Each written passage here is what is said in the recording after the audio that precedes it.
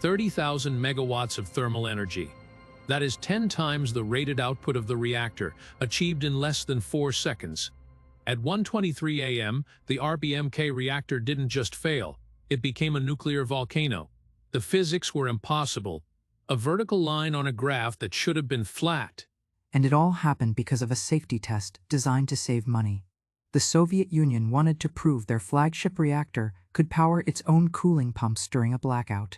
Instead, they authorized a test that cost the global economy hundreds of billions of dollars and liquidated the health of an entire generation.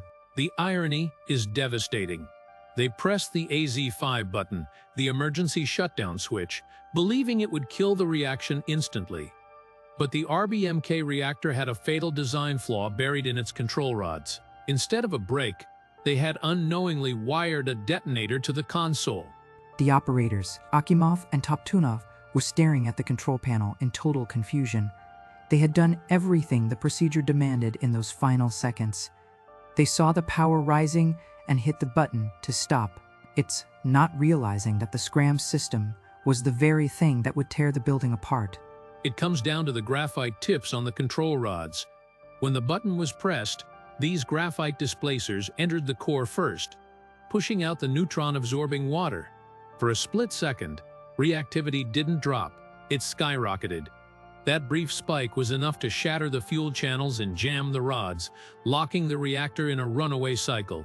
Moscow knew about this flaw. Years earlier, a similar power surge happened at the Ignalina plant, but the report was classified and buried.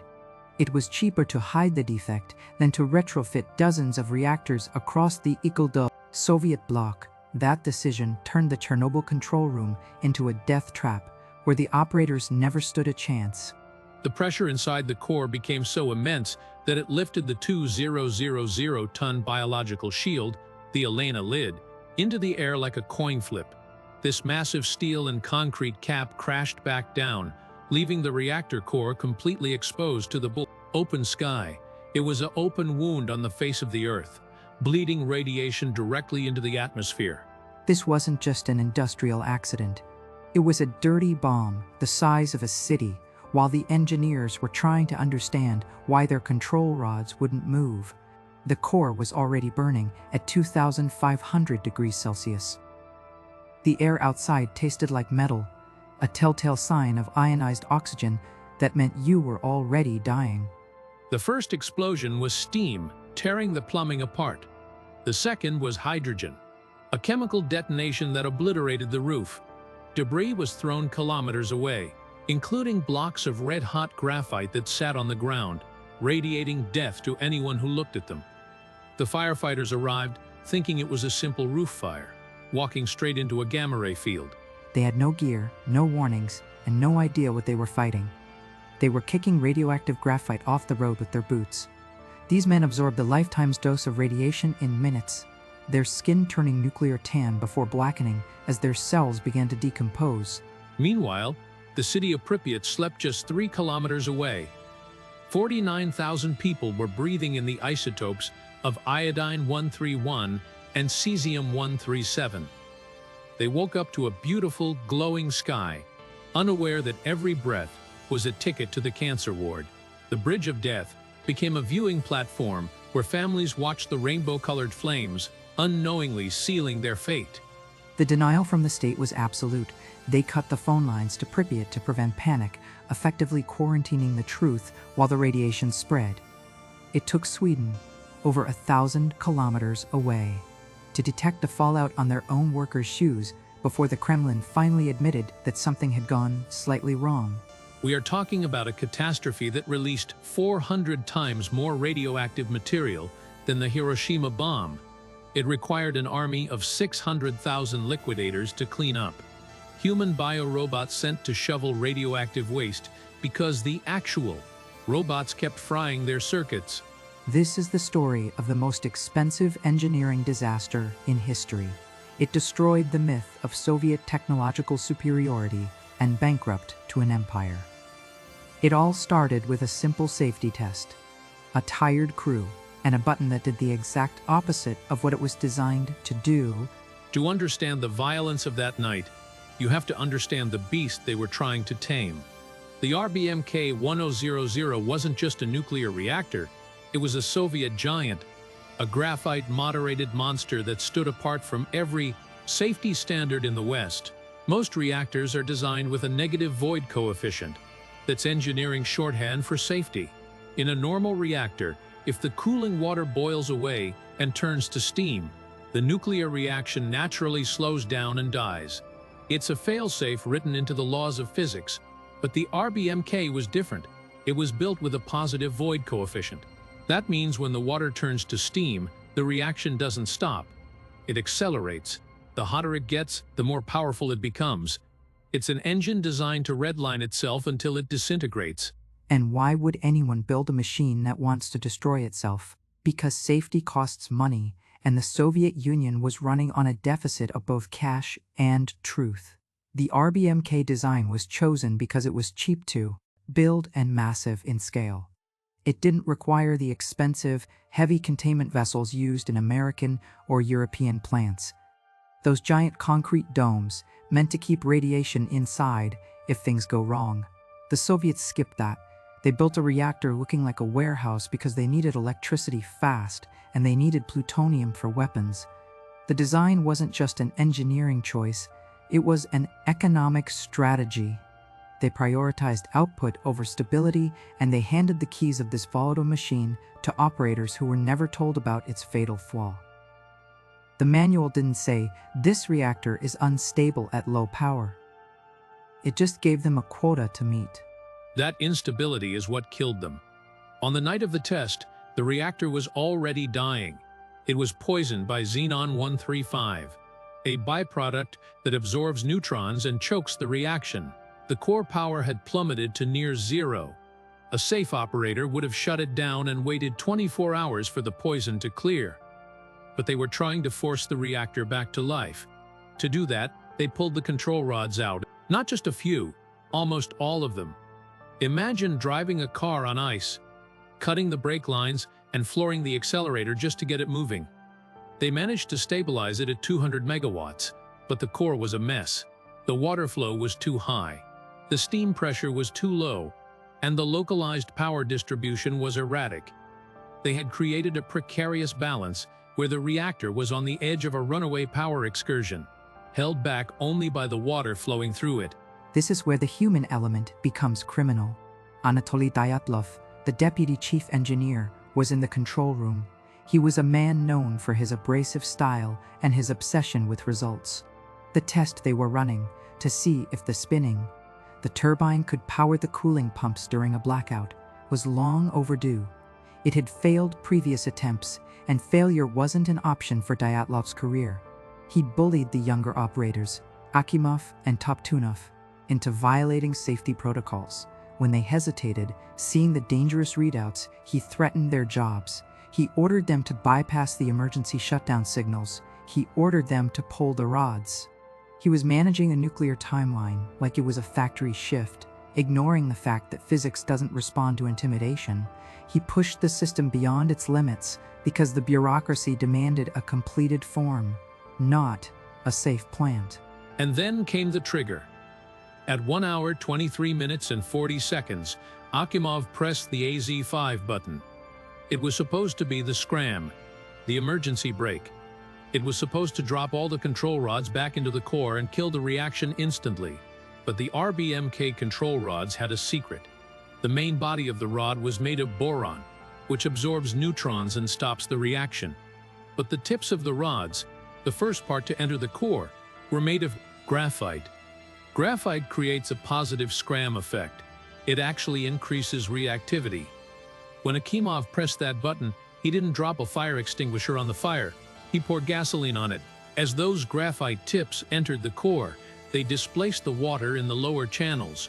For a few fatal seconds before the boron could enter, the reactivity at the bottom of the core skyrocketed. This design flaw was known. It wasn't a mystery to the head designers in Moscow. A similar incident had happened at the Ignalina plant years earlier, but the report was classified. Fixing the rods would have meant admitting the Soviet design was imperfect, and admitting imperfection was treason. So, They saved the money on the retrofit and spent the lives of the Chernobyl staff instead. The graphite tips were cheaper than using fully absorbing materials. That cost-saving measure is the single most expensive engineering decision in history. It turned a routine shutdown into a global catastrophe. When the tips entered, the power didn't just rise, it doubled, then quadrupled, then went off the scale. The surge was instantaneous. The heat was so intense, it shattered the fuel pellets. The zirconium cladding on the fuel rods reacted with the water, generating hydrogen. The pressure tubes burst. The control rods jammed 1/3 of the way in, locking the graphite tips right in the danger zone. The reactor jumped from 200 megawatts to over 30,000 megawatts in a heartbeat. The steam pressure became strong enough to lift the 2,000-ton upper biological shield, the Elena lid, and flip it into the air like a tiddlywink. That first explosion severed all the cooling lines.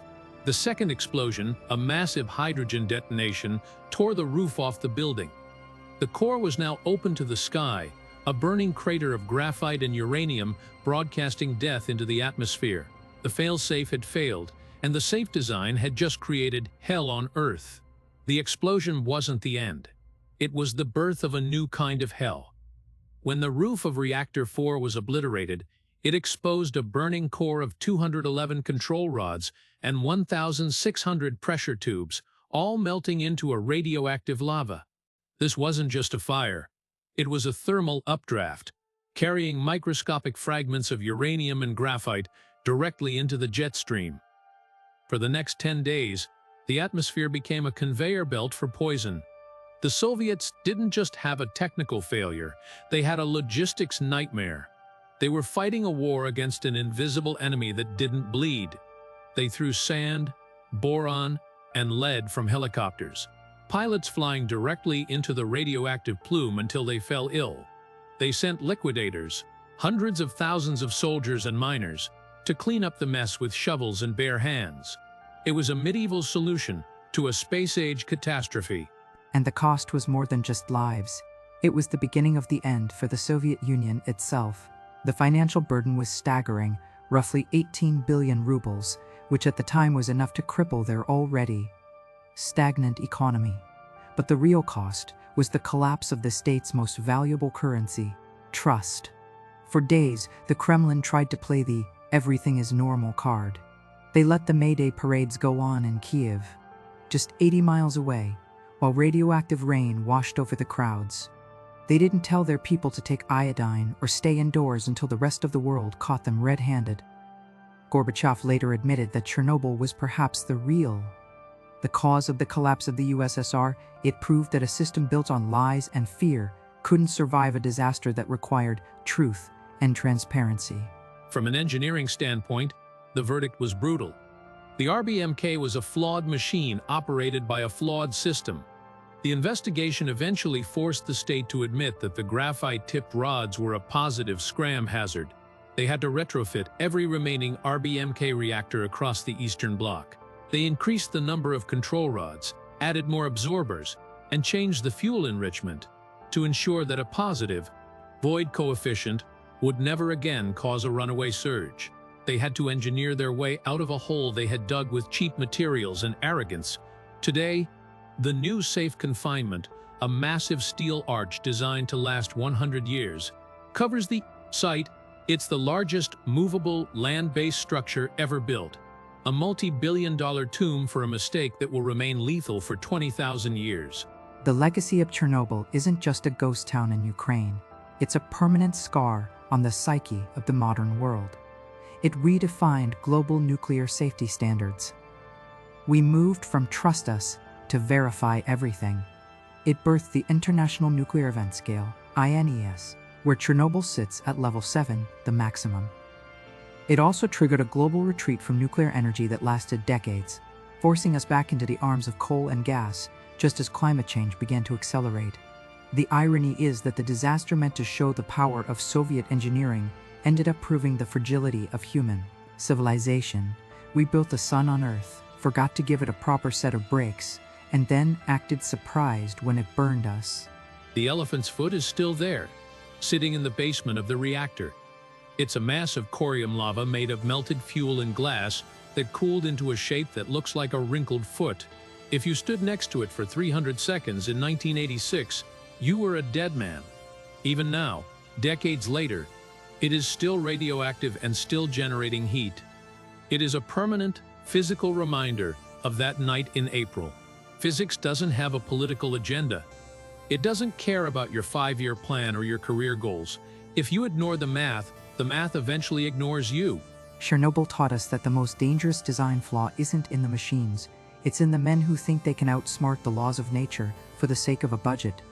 The price of that lesson was a city, a country, and 1,000 years of safety. The fatal premise wasn't just a technical error, it was the belief that you can cut corners on the foundation of the world and not expect the roof to cave in. 1 hour, 23 minutes, and 40 seconds a.m. Never forget the time. And never trust the button.